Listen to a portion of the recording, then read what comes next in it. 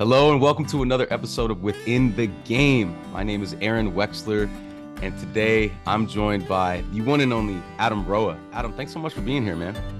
What's up, man? Thank you for having me, Aaron. I appreciate it. I'm excited. We were already riffing before we hit record, so I'm sure this will be a great conversation. Man, I'm just very appreciative for this moment. This is awesome. So Within the Game is all about how to treat your craft and your life like a game so you can stay inspired, have more fun, and ultimately find fulfillment both in and out of your game. And thank you to the listeners and the fans of the show. If you'd like to support the show, a great way to do that is grab a copy of my book, The Inspired Athlete, as well as share this episode with anyone you think would benefit from it. Also, if you could give the channel a like and subscribe. And if it resonates, leave a review for the show. All those things really do help. And I've been like manifesting Adam to come on the show for a while. I'm a fan of you, Adam. For anyone who's not familiar, Adam's an artist, poet, coach, and podcast host of two shows: The Deep Dive with Adam Roa and You're Too Much. You're also the founder of the Create Community, a community built to help you turn your unique creative expression into your superpower and transform your life, business, health, and relationships. I love that, man. We'll dig into that in a second. Your IG is at adam.roa and website adamroa.com. Also have a great YouTube channel. And I like to start all my conversations, Adam, with this question, which is, what does inspired living mean to you? It's a life that inspires you to keep going. Right. What is it that gets you out of bed every morning? What is it that has you feeling like you're moving forward? I actually did a Instagram post about this recently for me around a lot of people get this idea of inspiration being the thing that they need to have to keep going. Like, how do you stay motivated? How do you stay inspired? Mm-hmm. And I went, a lot of days, what gets me into the gym is fighting off my demons. A lot of days, what gets me into what has me eat right and meditate is that if I don't, I can feel that depression is around the corner, or that I just can't break the negative loop that my thoughts are in. So I do breath work. A lot of times I'm running from something. I'm using the thing I don't want as motivation to keep me going and keep me inspired. And I think that's important for people to be honest about, because if you think that you're only going to work out when you're inspired, like feeling great to work out, that's not my experience, at least. Yeah, no, I think that's great. And I think the message I'm, looking to bring forth and to like explore is that, the idea of staying inspired, right? Like we're not always there, like you just said, but I think if we can stay on the trajectory, the path to that feeling more, then we can create more. And that leads me to my next thing with like the idea of creativity, which I told you before, I'm starting to explore that more in my life. And musically, that's how I create. But even athletically, right? You like athletes create on the court or on the field. Talk about creativity from how that manifests in your life and how you stay inspired to keep creating. Well, I think it's important to define creativity Yeah, let's do that. for people. And for me, my definition of creativity is putting together patterns that you've never put together before. Mm, That's love that. that's literally it. If I'm playing guitar, I'm writing a song, I'm literally putting together patterns of notes that I haven't put together before. I'm putting together patterns of words that I haven't put together before, in order to create something new. And why that's important is not only for the health of your mind on a very practical level, but also because it's synonymous with what our evolution is through life. And so when we think about personal development, the idea of personal development, we're evolving our consciousness. Well, what's actually happening is you're putting together new patterns. You're saying, wow, this is why I have those intimacy issues because of this in my childhood. Or, wow, this is why I'm stuck in scarcity instead of an abundance mindset, is because of these events, or blah, blah, blah. They're all patterns. Yeah. And when you put together new patterns, it unlocks an entirely new field of consciousness, of awareness in your life that allows you to take new action. And when you take new action, you're going to see change. And so the process of creativity is actually the process by which we grow through and create more possibilities in our lives. And so if you get used to bringing creativity in your life with that intention, you're going to see your entire life elevate. Mm. And I've heard you say this before, that creativity is the process we use to expand. I really love that, right? Because to me, expansion, that's what I think we're here for, right? We're here to expand in all the ways, right? But through creativity, like for me, for example, like, I told you before, like I've identified as being an athlete pretty much my whole life. But lately I've been starting to experiment with music in the studio, right? And it's so funny, like recently someone asked me like, hey, why are you doing music now? And it was so funny, like it was like immediately I was like, why not? That was like the first thought in my head to that. But also I was like, yeah, why am I doing music? Well, it makes me feel alive, man. It makes me feel alive. It makes me feel like there's no rules almost, right? I can just create, and like that makes me feel expansive. Talk a little bit about being expansive, like in the creative process. Well, I think that the very act of creating is an expansive Yeah. act, Yeah. right? You're putting together patterns you've never put together before. Yeah. But once you've done it, those never go away. And so I one of the big things that I think has been a major part of my brand, so to speak, why people have followed me, and what I've tried to do is take high level concepts and break them down in ways that are easy to understand, but also have backing. So what I mean by that is everything that I'm saying is not just esoteric, something I came in to through a deep meditation that has no basis in science whatsoever. I think that science and spirituality are actually just different languages explaining the same thing. Right. Right. They're explaining life. One of them is a language of linearity and logic, and one of them is explaining it through a language of metaphor and meaning and emotion. But when you think about, okay, my brain's expanding, it's creating new patterns, right? Well, what's happening physiologically is you're creating new synaptic connections in your brain. And so those connections are now going to be available to you as you process all the additional information that you're going to process moving forward in life. And so by creating new patterns in your mind, you've just created new opportunities for what your mind can see outside of the project. It's not Wow. about the project. It's about the process. It's about what you get on the other side having done it. The same way that as like an athlete, it's not actually about one rep. It's never about one rep. It's never about one set. It's what you're gaining through the process of consistently going to the gym. Right. That's right. Wow. That's really cool. Could you expand on something that I also heard you say, which is it was something like creativity is the permission slip to your heart? Do you remember saying Yeah. something like that? Yeah. So there's a couple pieces. So one is that creativity, the beautiful thing about the creative process and what keeps it so exciting for me, why I keep going back to write a poem, Yeah. is because my creativity surprises me so often. Right. Like as I'm creating, I'm surprised by what comes out. That's I'll write a cool. line, I'll write a line of poetry and go, I don't even know where that came from. That's cool. I'll write another line and go, I didn't even know I felt that way. Mm. Or I'll write another line, and as soon as I write it, I start crying. I have emotion come up in me, and I go, wow, I didn't know that this subject had that much emotion in it for me.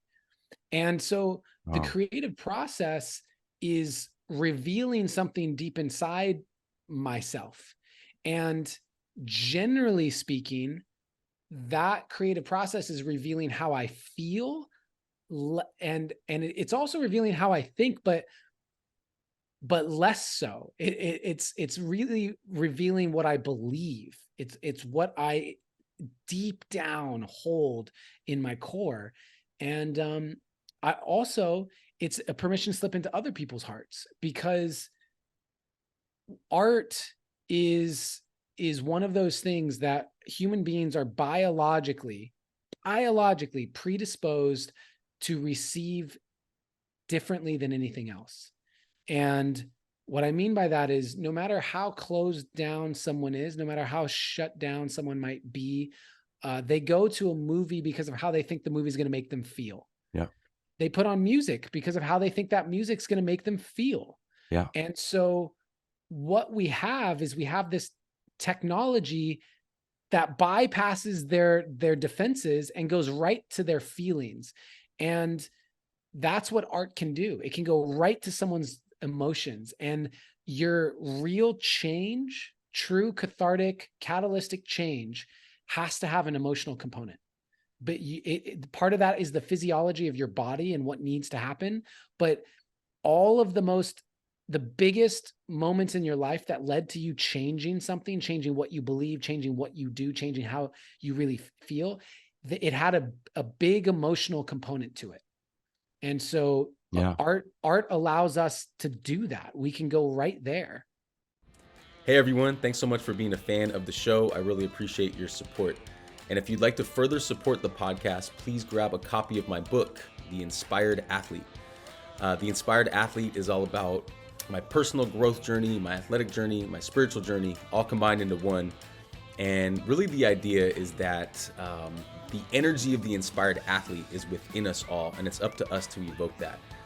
And whether you consider yourself an athlete or a competitor or not, it's my belief that the energy of the inspired athlete is within us. Even if you just decide to take a deep breath and just move your body, that's the inspired athlete. So it would mean a lot if you could help support the book project as well as the podcast by grabbing a copy. Links to the Amazon paperback version as well as the Audible audiobook version are listed below in the description. Thank you very much for your support. Stay inspired, y'all. It's so cool, man. Like, I was getting emotional just hearing you talk about that. Yeah, it's like it when you said that first, it's a permission slip to your heart. And even right now, you just said it's permission slip to other people's heart. That's rad, dude. It's so cool to have a permission to like go there, right? Especially kind of as a man, like we're like taught to like suppress your emotions and just get the job done, you know? And, you know, whether it's on the court, on the field, or, you know, in business, in life, just do your job, you know? And I think, you know, art totally allows you to go into that emotional place. Like, I love how you just said that. It's like your true core belief. Like, I like to call it like who you really are, like who you really, really are, not your ego, you know? Yeah. And there's so many layers to this, bro. Cause Yeah. this is really what my life is devoted to, Yeah. is creativity, my own, Yeah. but also helping people tap into theirs and utilize it for the totality of what it can do, not just see it as a hobby that you do once you have money, or something that you do as a kid that you eventually let go of. Letting go of that and seeing it as a vital part and a huge gift and tool. And there's so many levels, man. There's so many levels into this, from the very practical, the very science oriented, also all the way to the deep esoteric about the meaning of creation and spells, like casting spells. Like when you think about magic and like casting spells, right? So think about spelling words, right? Spelling, we're casting spells. Well, if you think about it, imagine that I could just say a single line, and that line could leave me as vibration and make someone else feel something, which completely shifts their inner vibration, which we know through Heart Math Institute and stuff, that there's an electromagnetic impulse that's going out from your heart. Your heart gives off an electromagnetic pulse. So literally, I can, through what I say, change the electromagnetic impulse that you put out in the world. So that's magic. Wow. Like that's magic. I can literally cast this. Think about movies. I'm going to say some words and I'm going to change what's happening inside of someone. We can do that. And so when we recognize the power that we have, suddenly the words that we say become very, very important, and how we say them become very, very important. That is the main difference between whether you're listening to me talk or you're listening to me recite art, is the wrapper that you think that you're getting from me and the intention that I'm putting into it. Wow. And maybe this is a great time to explore the idea of stagnancy, the idea of being blocked from allowing that art to come through, which I told you before that it took me, I think I was blocked for 10 years, a full decade of not allowing my artistic expression through music to come forth and to bring it forth because of self-doubt. Maybe you could speak to that, because I feel like that's really relatable, right? I'm not good enough. I'm not an quote unquote artist. I've identified with a certain title and I'm not allowed to have this title, whatever it may be. I'm just throwing stuff out there. But, that self-doubt for me was a blockage. And I recently blasted through it and I'm like, no more of that. I don't need that anymore. But I feel like that's very, prevalent. Talk about self-doubt. I mean, a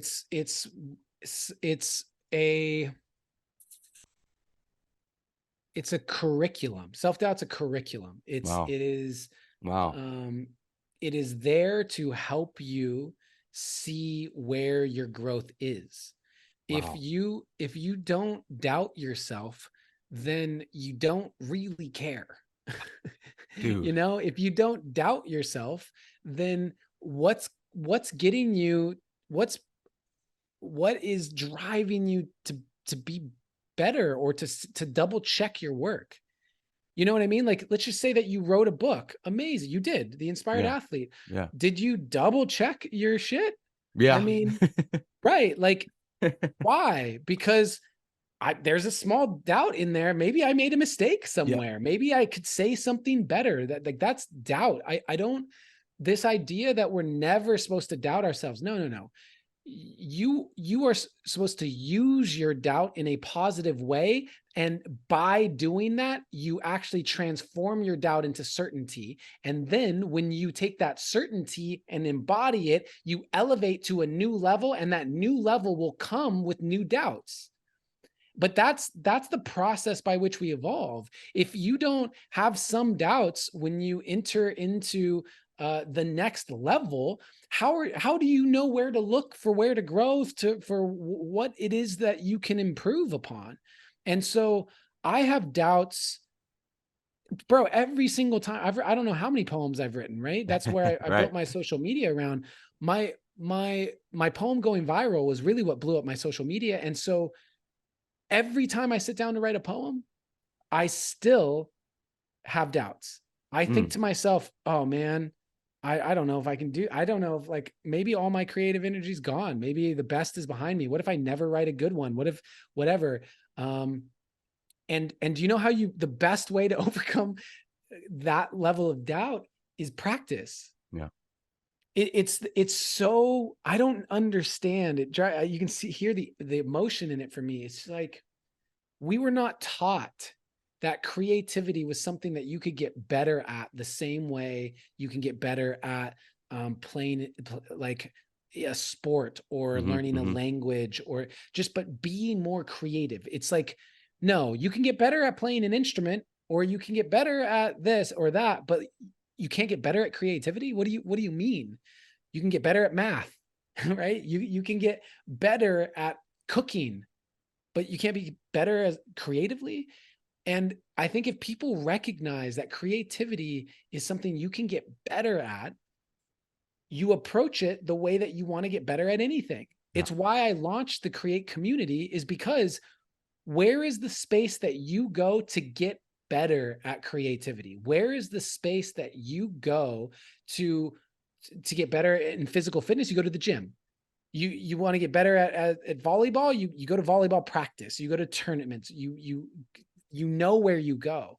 And yet so few people have any real place to go to get better at their creativity and to use it in a way that can make their life better. So true. I'll tell you where I go. I take alone time. That's what I do. It's hard for me to be creative around other people because I'm like sensitive to other people's energy and I want to like lock in on my own creativity. But I really like the idea of a community based around being creative. And I think Yeah, that's what you're and building, right? you have to figure out when and where. So I'm going to Yeah. use volleyball as an Yeah, example because sure. that's your thing, right? Yeah, yeah, yeah. It's like, bro, you can't you have to do work on your own. You know what I mean? No one's Yeah. going to run the miles for you. No one's going to lift those. There's going to be times no one's going to, even if you're like, okay, all my workouts happened in community. Great. Well, what about your meals where you Yeah. eat right? Right. Who's doing that? That's when no one else is looking. What about going to bed on time and waking up on time? Like Yeah, no one's doing that. that's So true. there's always an aspect that you're going to do on your own. But what I can tell you is what made me a far better musician was being around other musicians. Yeah, for sure. What made me a far better poet is hearing other people's poetry. Yeah. And what continues to inspire me when I feel creatively blocked, whenever I feel, man, I don't know what to write about, I feel just uninspired, I take in the creativity of others. That is one of the easiest ways that I'll re-find That's cool. inspiration. That's super cool. Yeah, it totally makes sense too. Um, let's talk about trying versus allowing. And what I mean by that is, in sport, right? We try so hard. We want to win. We want to win. We want to win. And sometimes when you let that go, you just allow yourself to do the sport or play the game and you end up winning, you know? And I want you to talk about it from an artistic standpoint, and we'll get into your poetry in a minute too, but like, you know, talk about the difference when you're creating art between trying and allowing. Well, I feel allowing, the way that you're describing it there is really synonymous with hitting a flow state, Yeah, right? that's right. It's just you hit that flow state. That's right. And one of the things that's so great, I don't know if you've I think it's Stealing Fire by Stephen Kotler. Okay. It's all about flow state and how to in the study, I think it's the Flow Genome Project is the name of it, but they're Okay. studying flow state and how people hit flow state and recognizing that you can do a pretty good job of replicating flow state and getting into it more regularly. And so you're seeing more and more athletes applying this. And there's a number of things that are important to do to hit that flow state. The environment is very important, but also one of the ones that's always stuck with me is it has to be just hard enough.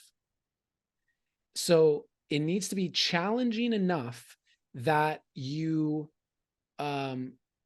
forcing you to be fully focused on it, but also not so hard that you feel like you can't accomplish it. And so that sweet spot is really important as well. And that's a big part, again, coming back to my community. One of the things that I'm doing inside there is every month I give a creative prompt. And so everyone can create whatever they want, whether it's a song, a painting, a poem, or whatever, but they're creating it based on the same prompt. Everyone gets the same prompt. And that's challenging in a way because you don't get to pick that. You have to create something based off of the prompt that I give. Mm-hmm. And that adds a layer of challenge where for some people they create every day, but they're creating very much in the comfort zone of what they want to create in terms of what the same patterns are on repeat. But what does it look like to have to step in and go, oh, I'd never really thought about that topic before. Let me see what happens. That just tiny bit of challenge takes us one step closer to that sweet spot of our flow state. Wow. Are you basically saying that you can practice getting into flow state?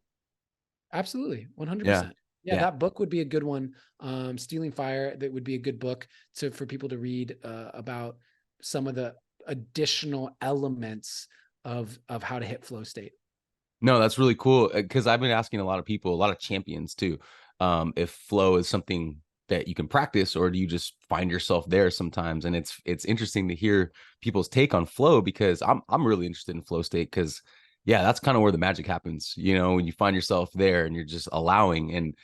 And Wayne Dyer talked a lot about that, you know, just allowing, stop trying, because when you're trying it, you actually enter resistance, or you Well, can meet the resistance. one of the big things about trying, to me, trying for what? Right. Right. The idea of trying implies that there's something you need to get to or accomplish or do. Yeah. And if you're stuck in trying, maybe it's because what you've set as the goal is not the goal that you need to have. And Wow. so, like, imagine when you see kids, right? Kids are so great as teachers for us because they haven't yet taken on all the inhibitions and the limitations of what the society or their parents or whatever have told them. And so as kids, they never try to paint something or draw something. They draw it. They just do it because in many ways now, but imagine we said, okay, well, you're going to draw this very specific thing that looks exactly like this thing. It has to Right. look exactly like this. And this kid is trying to draw the Mona Lisa. And now you've given them this thing where they can tell it doesn't look exactly like that. They're always going to be trying. They're never going to, there's always going to be trying. But if you just said, hey, here's this paint, go ahead and just paint something of like whatever you want, use this as inspiration, they would probably have a lot of fun. Yeah. And they would Yeah. just do it. And it would turn out however it turns out. And in that, they're allowing. And so to me, trying is less about so much what you're doing as it is why you're doing it. Love that. I love that.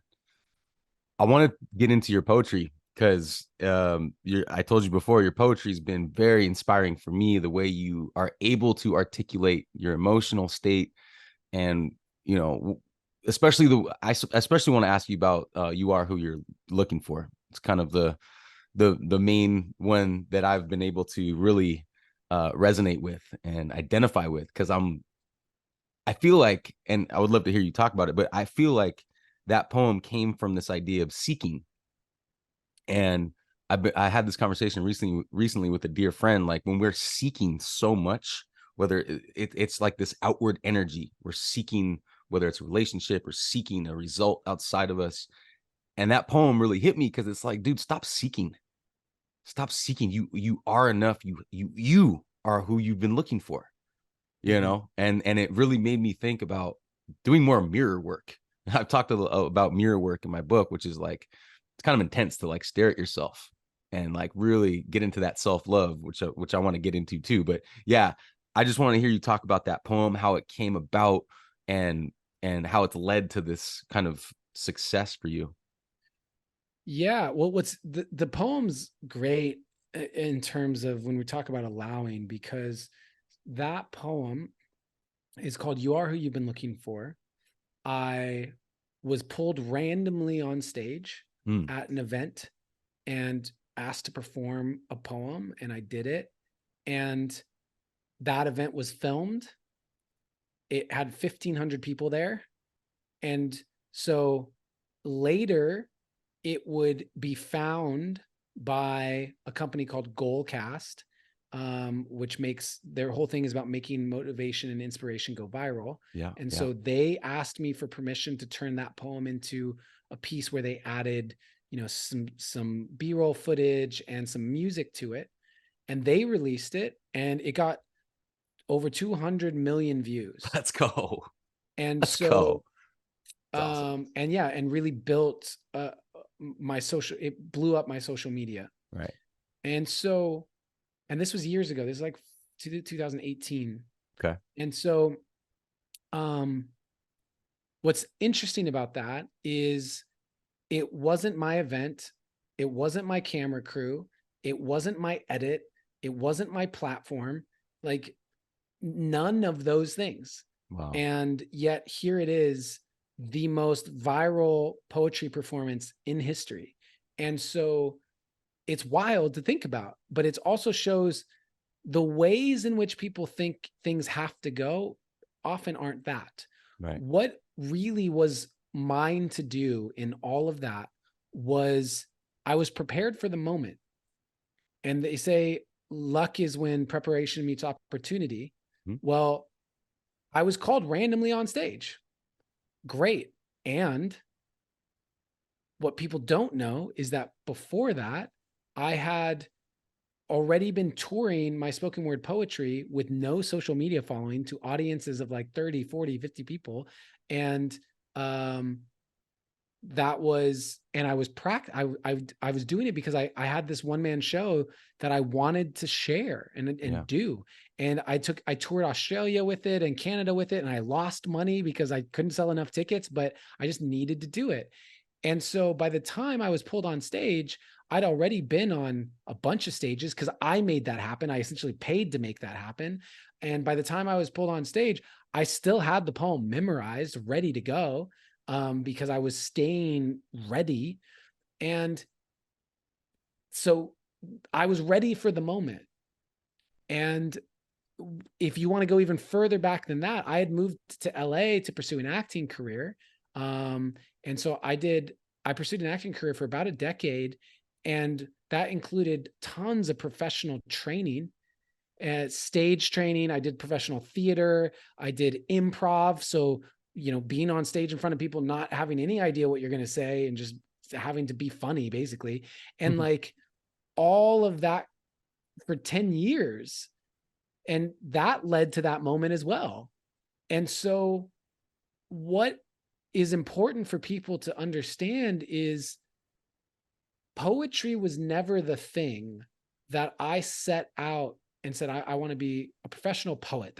I want to create a career as a poet. That's not ever, and even now isn't necessarily my goal or vision, but I just followed what I needed to create.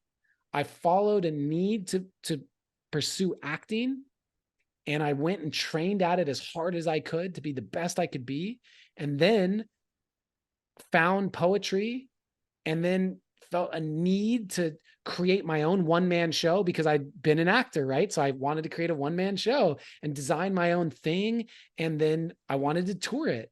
And Wow. so I did that. And all of that led to this moment where luck occurred. Preparation met opportunity. Wow. Dude, that's so cool, man. That's so cool. And I'll definitely link the YouTube to that performance. I think it was also shared on Mind Valley as well, right? Yeah, I've spoken, once that poem went viral, I suddenly was getting these invitations to Yeah. speak at Yeah. Mind Valley. I was given invitations to speak at the Human Rights Foundation and all of Cool. these places. And it was amazing. And so it's been shared and viewed, and I've been able to create impact now at a much higher level. But I don't view that as luck. I view that as this pop off point of 15 years of Yeah. preparation, Totally. and I think that's important because one of the biggest questions that people have for me often is how do I earn a living from my creativity? Yeah. That's a huge thing. People are in their jobs and they're like, but I love to paint, or I have someone in my so the create community has two different levels. There's sort of the VIP level, and I have someone in the VIP level who she weaves like textured weaving. Hmm. And she was nervous about joining the community because Adam's a poet. I don't know how, like, I weave things and I sell them. And it's been amazing to see what she's been able to create and how she's been able to grow in that community. But if someone came to me and said, "Hey, how do I earn a living weaving?" Mm-hmm. I don't know. You know what I mean? Right. Right. I don't know how to build your like weaving business, but what I can tell you how to do is I can tell you how to uh, find your unique voice, Yeah. elevate your craft, Yeah. give you a safe space to practice and get better, Yes. and give you the baseline important things to know for how, once you've found your unique voice, how to share that with the world. Yes. And once you've done that, the world is going to respond. And Yes. only through how the world responds are you going to be able to know how to build a business around it. Sure. Yeah. But most people don't want to take those first steps. Yeah. Most people need to understand how they're going to build a business around it before they put the energy into developing their creativity to a point where when they sit across from someone, they can talk about their voice, their message, their craft, and the way in which they're sharing that with the world. And if you're not willing to do those first steps, I don't know how you ever figure out the business aspect of it. The Yeah. business aspect comes later. That's been my journey. And I believe that I'm someone who only wants to coach and teach from places that I've walked and where I've been. And so I don't know the other. If I guess my answer would be, if you want to go the other direction, you need to hire like an agency who has a cookie cutter approach and they can fit you into that approach. Huge thank you to new sponsor of the show, Chico Bag. Chico Bag is your eco-friendly travel pack and shopping companion. I actually have my travel pack right here. I use it almost every day, and I love it. Love it for little day trips or going to the grocery store. It replaces hundreds of single-use plastic bags and fits in your pocket or purse. And with its stylish and durable design, you can take it anywhere. Chico Bag is a certified B Corp and donates 1% of sales to environmental causes. So join the Chico Bag revolution to reduce plastic waste and create a sustainable future. Visit chicobag.com and get 20% off your order as a Within the Game podcast listener using promo code Within the Game. Back to the show. Yeah, no, I totally get what you're saying. And I think one thing I would offer and add to that too is one of the things that really helped me to even get a book out and like take an idea and, package it. And even now with music is something that I ask myself kind of throughout the day is, who am I and what am I here for? Who am I and what am I here for? And that really helps me. It really helps me to like answer that on my own internally. Right. Mm-hmm. I would offer that to anyone like who's maybe struggling with expressing, and like getting their art out or like stepping into that business side of artistic expression. Like just really try to find out who you are, like on a deep level, like what you were saying before, like that core level. I think that's so important. Like I think a big part of this conversation is peeling back layers, right? Peeling back the layers of the onion and getting all those layers, get to the core of who you really are, because that is a beautiful place. It's in my opinion, that's part of the divine, right? Mm-hmm. And you access that piece of you, and then you're able to be more vulnerable. I want to ask you about vulnerability, because you have been, I told you, an inspiration to me, specifically with your own vulnerability about self-love, about the ability to love others, about the ability to, you have a poem about breaking up, I think, right? I got a lot of breakup Yeah, poems. yeah, yeah. You even have a If you want, course. yeah, Yeah, totally. I know, right? But like the art of breaking up, The right? art of breaking up was is a course that I have helping people Yeah, through right. breakups. Right. But so all those things, like you have vulnerability with those things, which a lot of people don't want to talk about. They don't want to share publicly about the pain that they've been through.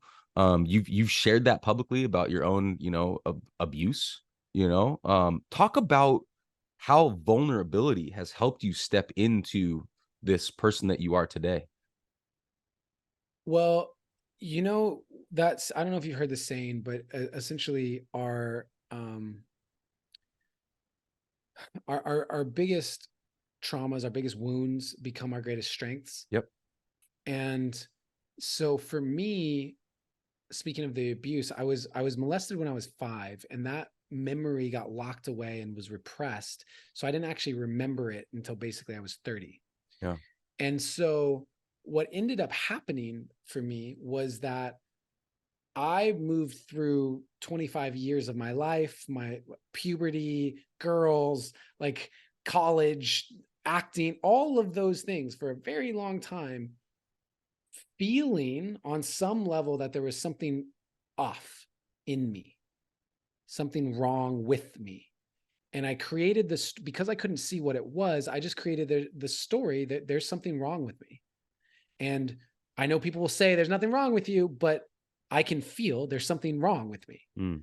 And in hindsight, I can see what it was that I felt, right? I now understand that there was something I couldn't see that was stored inside my body. And so there was something off, and I could feel that there was something off, but I didn't know what it was. So I made an incorrect assumption. And what's so that was my biggest wound. And so how it became my greatest strength is that basically I made a decision that, sort of like Eminem in 8 Mile, I'm just going to put all of my shit on display, because then you can't, like, where's there something wrong with me?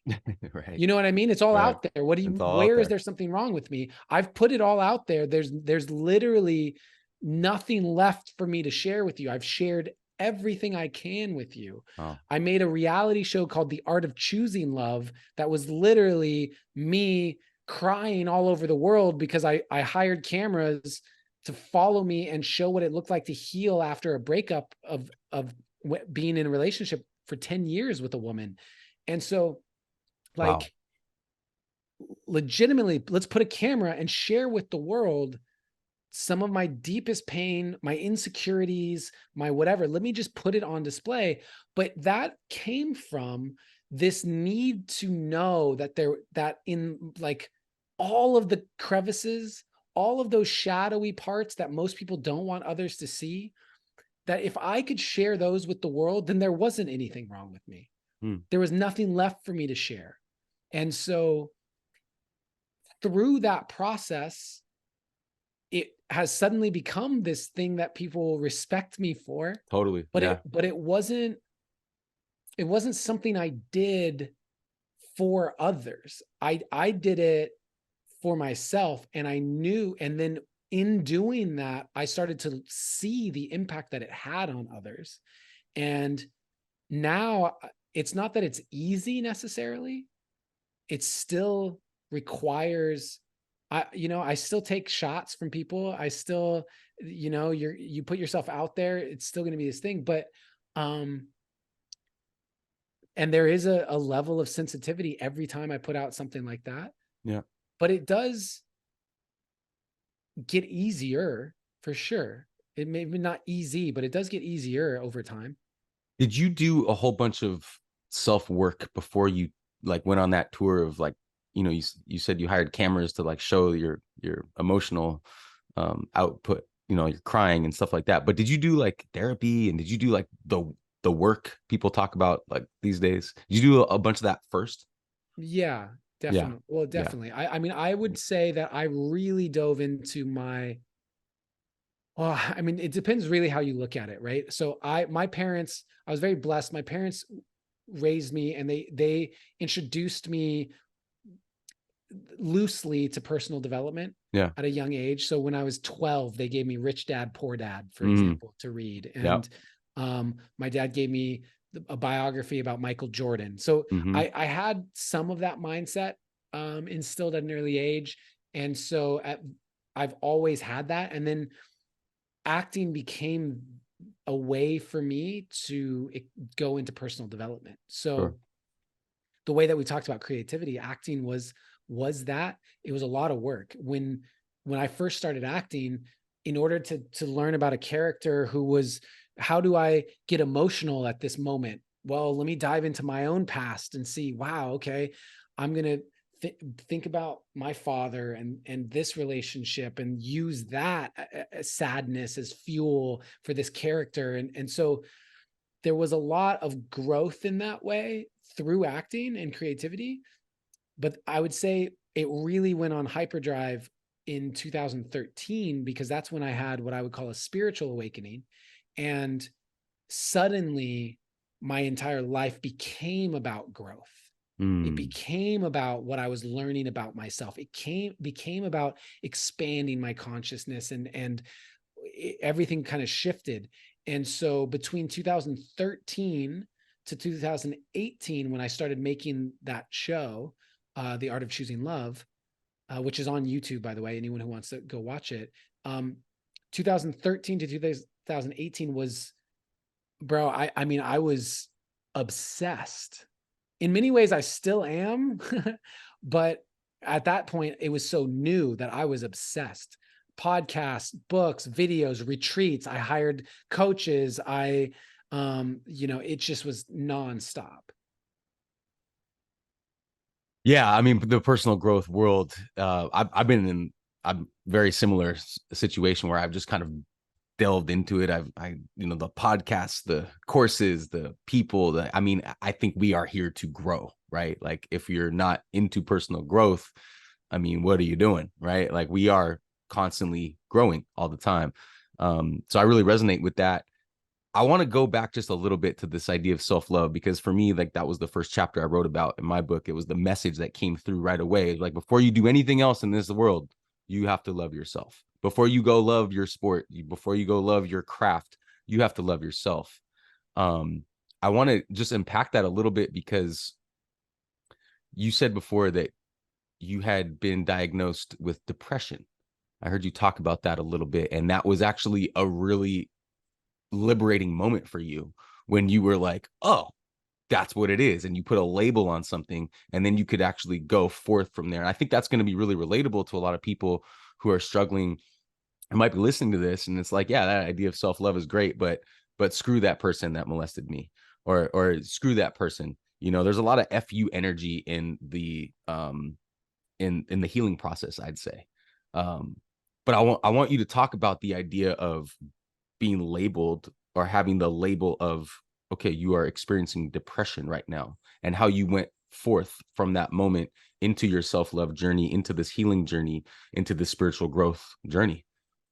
Yeah. So I have, in hindsight, battled depression most of my life. Um, when I was in college, I had a bout with insomnia, for example, and I started seeing a therapist, Mm. and it's like, what's going on? Um, but for me, I just didn't ever, I don't know, maybe it's the athlete in me, the competitive side of me is like, I'm not depressed. Yeah. I'm not Right. going to take that label on. I'm just having a tough time. But it's very difficult to sort of Google, why am I sad all the time? you know, um, it's once I got diagnosed by two different therapists with depression, suddenly I went, okay, I now have a diagnosis. I now Right. can work on this thing. Right. And that was very liberating for me. Before that, it was more, why is this happening? I don't understand. But then going, I can actually work on depression. That is something that I can do. Yeah. It was very empowering for me. And so that really jump started a journey into self-love. And really, what is self-love? Right. What is self-love? That poem went viral. It's all about self-love. It was after that poem went viral when suddenly I was getting hundreds of messages every day from people who were suicidal and who needed help and who said they didn't know how to love themselves. Please help me. I mean, bro, it got 40 million views in the first 48 hours. It was life altering. So And cool. I realized when people were truly asking me, I don't know how to love myself. I didn't know necessarily what to tell them. Right.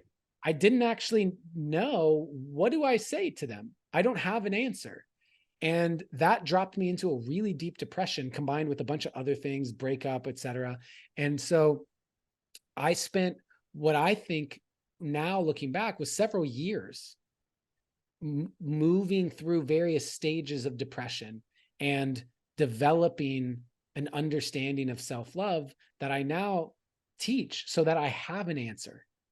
So when people actually ask me, how do I love myself? The answer is actually very simple. Self-love is the byproduct of your relationship with yourself. So when someone says they don't love themselves, I ask them to describe their relationship with themselves.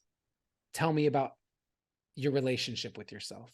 And usually it's full of negative self-talk. Mm-hmm. It's full of bad habits that they know aren't supportive. It's not filled with a sense of purpose or direction. There's a lot of these things. And if you were to think about a relationship you had with anyone in your life where you felt like every time you hung out with them, there really was no point, you didn't feel better or like there was a purpose to that, you didn't feel expanded. If you talked shitty to each other, and a negative talk to one another, and you did things that you knew were detrimental to what you wanted in life or your health, and that's your relationship with anyone, that's really not a relationship that's going to be full of very much love. It's just not. Yeah. Just even one of those, just having the relationship where, yeah, it's we hang out and we're very purposeful, but this person insults me all the time whenever we're around, like there's not really going to be very much love there. It's going to be difficult. And yet people have this type of toxic relationship with themselves and then wonder why they don't feel love for themselves. And so it's as simple as start to think of your relationship with yourself as a relationship you have with anybody else. And that one framework and that one mindset shift will suddenly open up a whole pathway for how you can start to love yourself more. Yeah. Yeah, man. Totally. I think for me, when I hear the idea of self-love, it's like when I first thought about it, I was like, oh, that's cute. That's nice. It's a good thought. And it took me a while to like really think about it. Be like, dude, like I'm awesome. Like not in like an egotistical way, but like in a really like, dude, I'm like, this is the relationship. This is the most important relationship I have. I'm gonna have my whole life. It's with myself. And when I really embodied that, I was like, yeah, I think I'm finally starting to get it. Like, this is what Adam's talking about, or this is what all these people are talking about when they talk about self-love, which is like, you're going to be with yourself every moment of your life. Other people will come and go, but it's you and you. And it's a relationship with your true self and your ego, and for me, I'm learning to like allow my ego, because I think the ego is there for a reason. For sure, it's there for protection. It's there for what it want. It wants to like get the limelight all the time and like be in the spotlight. But I'm learning how to tell it to like chill out. Like, I don't need you right now, ego. Thank you, appreciate you, but I want my true self to come through more. And I think that awareness of having the awareness of my ego and my true self is a practice of self-love, because I'm loving my true self more these days than ever before, and that's really empowering, talking about empowerment. Yeah, it's so important. It'll impact every area of your life. And Yeah. but we're not taught it. Right. No one teaches us that in school. And yet it is your perception of yourself will have a bigger impact on the results of your life than probably anything else. Totally. I want to ask you about FOPO, because we were talking about vulnerability, and FOPO came up in this podcast. I was talking to someone, his name is Dr. Mike Gervais. He's a performance coach, high level performance coach. He works with Olympians, Olympic champions, got a great podcast called Finding Mastery. But he introduced me to this concept of FOPO, and I think he's so right about it, which is fear of other people's opinions. And I want to ask you about that as an artist, as a poet, as someone who's like used to being in the spotlight and just not afraid of going on stage, and like like you mentioned, like shit, like letting tears out. And if someone is listening to this and they hear that and they're like, yeah, I have that FOPO, because I totally had that, by the way. for a long time. And I still kind of have it sometimes too. But how can you help that person who's got the FOPO and who's not allowing their true self to come through with their creativity because that FOPO is so strong? You build that confidence through a series of various pieces, you know. And so I come back to nothing that we feel is ever wrong. That's very important. And Like that. so if we're afraid of what other people might think, what's the meaning we give to that fear? So for example, I have fear. I'm going to do a digital listening party for my new album. I don't know when this podcast will actually drop, but my new spoken word poetry album called The Journey Back to You will drop. And I have fear every time I've played it for anyone. It's just a few select, maybe like 6 people have heard this thing. And every time I've let people listen, I have fear that they're going to think it's lame. And then I get to face that part of me that's like, man, I'm having them listen to poetry, you know, like and so when I release this to the world, let's be real. Most of the feedback I'm going to get, people are going to be really kind and nice. And like, I know that. I also believe it to be really, really good. And I do have fear of the people, especially people I care about, being like, yeah, it's okay. I'm like, what? Okay. And so what meaning do I assign to the fact that I care? Is that I care. I care so much about this project. I care about my album. It means something to me. That's the reason why I actually care. Right. And that is important. I don't ever want to lose that. I don't ever want to stop caring about the projects that I choose to put my time and energy into. They matter to me. If they don't matter, then maybe I wouldn't care at all, but they do matter, and I want them to matter. And so I accept that there is that piece. And then what's important to recognize is the care, is the fear of what other people might think or whatever. Am I using that in a supportive way, or am I allowing that to impact me in an unsupportive way? And right. In a way of like, okay, I don't want to look like an idiot, so this better be good. That's a supportive way. That's like, okay, let me put my best into this because I don't want to look like a fool. Amazing. I want to feel like I can stand behind the project no matter what. If they don't like it, it's not because it could have been better. I did my absolute best. It's because it wasn't their cup of tea. That's fine. But if I show them something that I know I half-assed and they don't like it, then I'm beating myself up.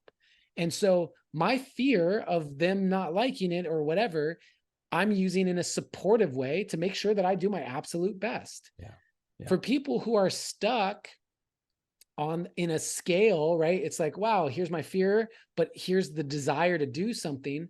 You just got to stack the deck.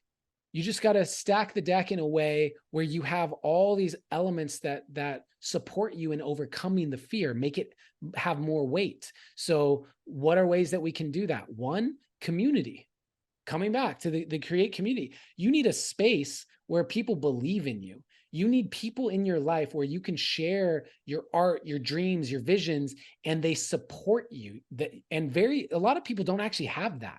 Or the only people that they really have that with are like 2 or 3 people. And I'm not downplaying the importance of having even one person, but to have a whole community that is there to support you, that you can say, yo, I'm releasing this to the world, and have that community like celebrate you, hugely important. And that will add to your confidence. Totally. Being really great at your craft, practicing, being ready. Coming back to my story about I got pulled on stage, but I'd already been touring. I'd already had years of experience on stages. All of that, being good at your craft will again give you more confidence to not give a damn about people's opinions. So like there are things that you can add to yourself and your environment and your day-to-day experience that basically make it where the support and the confidence and all of those elements outweigh the fear. Mm. Yes, bro. Yes. Man, just a couple minutes left. Adam, I want to just briefly hear your answer to this question about prosperity and abundance, because I've heard you talk about manifesting $1 million in a few days. I was hoping you could share that experience kind of briefly with the audience and just speak on that idea of being prosperous and being abundant. Yeah. So that experience is an interesting one. There's two ways to look at it. So essentially, so plant medicine is a really big part of my life. I first sat with ayahuasca in 2013, so that's 10 years ago, and have done like deep dietas down in the Amazon jungle for weeks at a time, and different things. So it's a very sacred and big part of my life. And during an ayahuasca ceremony, I was essentially told by the medicine that it was now $1 million to work with me, and I would have my first $1 million client by the end of the week.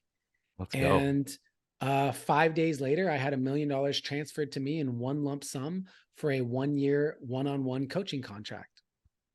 And so there's that experience, which is crazy, going like, what? And there's also the preface to that, which is I had who she became a friend. Her name is Marcy Locke, who had been introduced to me as the $1 million mentor, was her brand, because she had a couple $1 million clients and was kind of known for that and had branded it in a way. And I had her on my podcast, The Deep Dive. And so people could still see that. You could search The Deep Dive, Marcy Locke, and Adam Roa. And I sat across from her and just went, how do you possibly tell someone it's $1 million to work with you? I can feel the part of me that cannot say that to someone. Wow. And we had a great conversation and podcast, and then she left, and it bothered me. It just really stuck with me that I couldn't say that I couldn't believe that, I didn't believe that about myself, that I could be worth $1 million, that anyone would ever pay me $1 million. Like, what?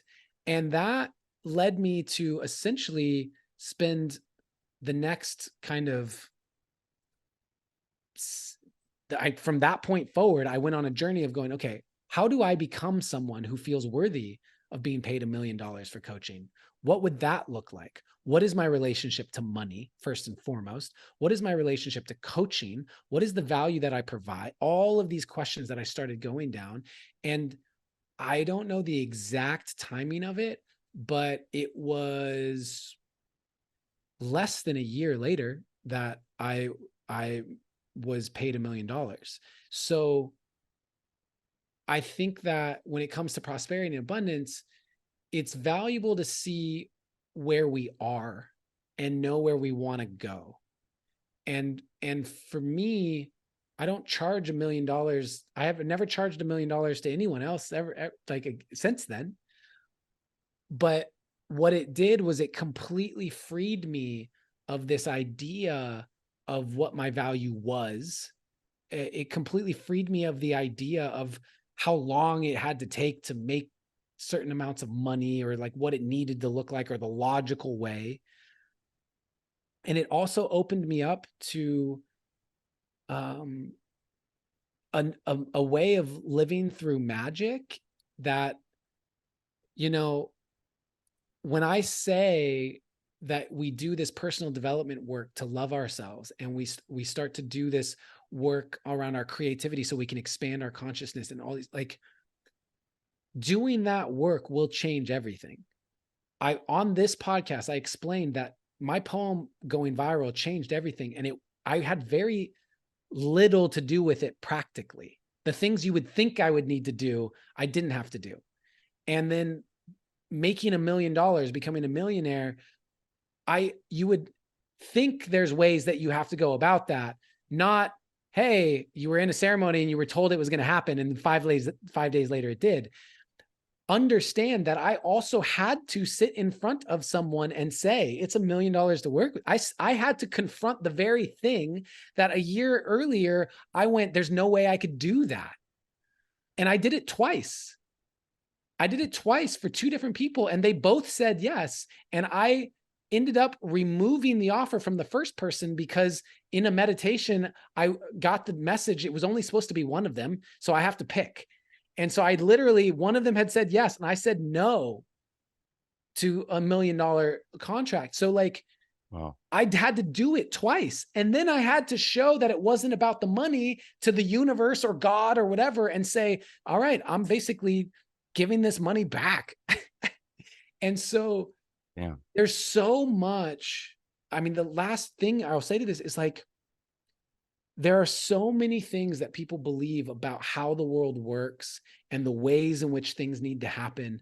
And my life is a giant like billboard for there's other ways to go about this. There's magic to be had and to be lived and experienced, but it's not like you can stop working. The work just looks different. And so all I do with my coaching, when I work with my one-on-one clients or my community or whatever, is I try and present a different way of doing the work, but don't come to me unless you're still willing to do the work. Right. Wow, man. Wow. Dude, Adam, what an amazing conversation, man. I feel like there's like so much more we could talk about, but maybe we could do a part 2 sometime. Take a moment and just plug all your stuff, like all your offerings, your podcasts, your memberships, courses, all of it. Yeah, totally. Well, what's the actual, how long from now until this releases, do you think? Probably a couple weeks. Okay. So if it's in a couple weeks, that means people will still have the opportunity to join the Create community, because we are going to have our doors opening October 1st. And once that is open, I'm not going to allow anybody else to join until probably through the end of the year. So that's it. So for people who are interested in that, thecreatecommunity.com, adamroa.com are great hubs. And then my social media, because we're updating those websites and stuff right now. So depending on when people hear this, my social media is a great spot. I have every platform, basically. Instagram is probably my most active, adam.roa. And then I have a podcast, The Deep Dive with Adam Roa.